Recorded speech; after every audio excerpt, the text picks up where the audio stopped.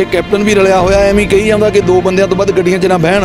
इनू पंजाबी च दस दईए भी कैप्टन साहब साढ़े चार बह के जाने ने किसान गड्डियां च, जे किसी ने रोकिया तो जलूस कढ़ देंगे तुहाडा भी पंजाब सरकार दा। जे इस गड्डी नूं झंडी लगी हुआ उन्होंने कोई मुलाजम हथ ना देवे, नहीं तो घेरा पा लांगे तुहाडी सरकार नूं भी चेते करा देंगे। फिर जिद्दां ना उत्थे बीजेपी सरकार दा हरियाणे च कोई जहाज़ नहीं उतरदा, तो फिर कैप्टन साहब तुहाडा भी नहीं उतरन देंगे किते, तुहानूं दस दिंदे आ।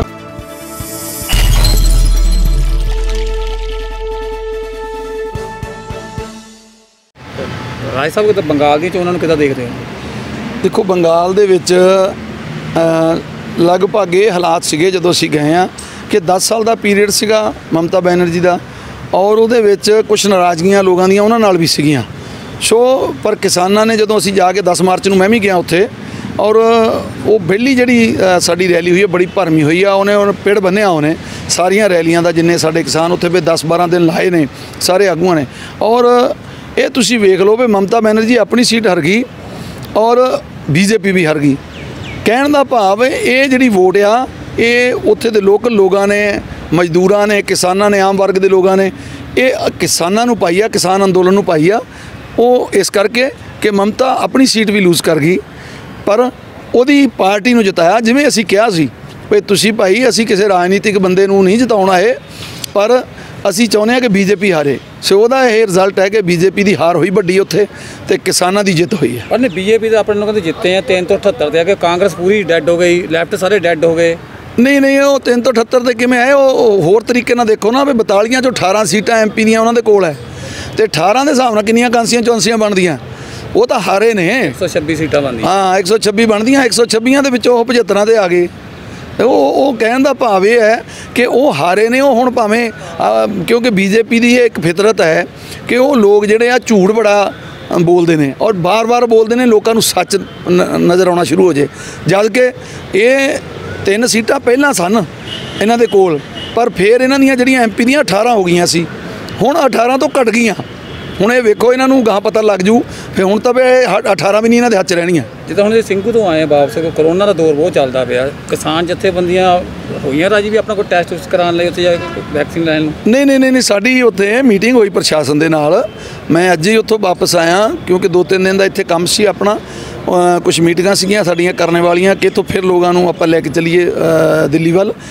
पर असी उत्थे लोकल प्रशासन नाल साडी, क्योंकि आपां इत्थे SSP कहने वो SP ही कहंदे ने, उत्थे दे जिहड़े SP और ADC साहब और सिविल सर्जन सारी टीम उन्हां दी नाल साडियां 2-3 मीटिंगां होईयां ने। असी उन्होंने कहा ही सिंपलिंग करवाई कि बिल्कुल नहीं करावांगे असी, ये सरकार बड़ी शातिर है, बड़े झूठे लोग ने।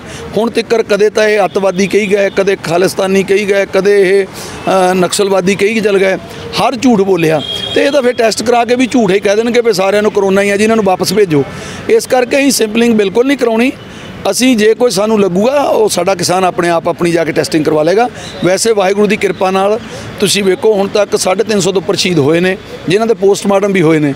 एक दा भी करोना पॉजिटिव आया किसी दा भी करोना नाल मौत हुई है। किसानां दे लागे नहीं करोना ने आउणा, क्योंकि वो वाहिगुरू किसानां दे नाल खड़ा है।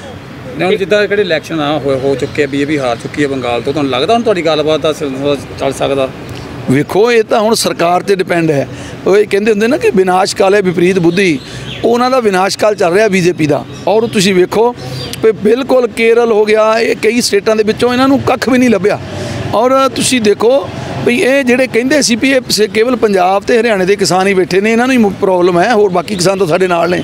ਅੱਜ ਪੂਰੇ ਦੇਸ਼ ਦੇ ਕਿਸਾਨ ਨੇ ਦੱਸਤਾ ਵੀ ਅਸੀਂ ਅੰਦੋਲਨਕਾਰੀਆਂ ਦੇ ਨਾਲ ਹੈ, ਇਸ ਅੰਦੋਲਨ ਵਿੱਚ ਸ਼ਾਮਲ ਹੈ, ਸਾਡੀ ਆਪਣੀ ਲੜਾਈ ਹੈ। ਉਹ ਜਿੱਥੇ ਵੀ ਦੇਖ ਲਓ ਵੀ ਬੰਗਾਲ ਹੋ ਗਿਆ, ਕੇਰਲ ਉਹਨੂੰ ਵੀ ਦੱਸ ਦਿੱਤਾ। ਸੋ ਹੁਣ ਇਹ BJP ਨੂੰ ਸਮਝ ਲੈਣਾ ਚਾਹੀਦਾ ਹੈ ਵੀ ਜੇ ਤਾਂ ਹੁਣ ਇੱਕ 3 ਕਾਨੂੰਨ ਵਾਪਸ ਕਰਕੇ ਇਸ ਕਲੇਸ਼ ਨੂੰ ਮੁਕਾਉਣਾ ਹੈ ਤੇ MSP ਤੇ ਗਰੰਟੀ ਦੇ ਕੇ ਤਾਂ ਇਹਨਾਂ ਨੂੰ ਵਾਪਸ ਘਰੇ ਮੋਹਣ, ਨਹੀਂ ਤਾਂ ਕੋਈ ਗੱਲ ਨਹੀਂ। 2022 ਚ ਹੁਣ ਵੱਡੀ ਸਟੇਟ ਹੈ UP, ਜਿੱਥੋਂ ਇਹ ਸਰਕਾਰ ਬਣਦੀ ਆ ਕੇਂਦਰ, ਜਿਹਦਾ ਕਿਉਂਕਿ UP ਦਾ ਵੱਡਾ ਰੋਲ ਰਹਿੰਦਾ ਕੇਂਦਰ ਸਰਕਾਰ ਬਣਾਉਣ ਦੇ ਵਿੱਚ, ਕਿਉਂਕਿ 80 ਸੀਟਾਂ ਨੇ MP ਦੀਆਂ। ਤੇ ਅਸੀਂ ਇੱਕ ਘਰ ਜਾਵਾਂਗੇ 2022 ਚ ਇਹਦੀ ਜੋਗੀ ਦੀ ਸਰਕਾਰ ਪਹਿਲਾਂ ਭਜਾਵਾਂਗੇ ਉੱਥੋਂ, बिल्कुल चलता कर देंगे कि घर च बढ़ जाएंगे यूपी दे, और लोगों को अवेयर करांगे भी जेकर देश नूं बचाउणा तो BJP नूं हटाओ और देश बचाओ।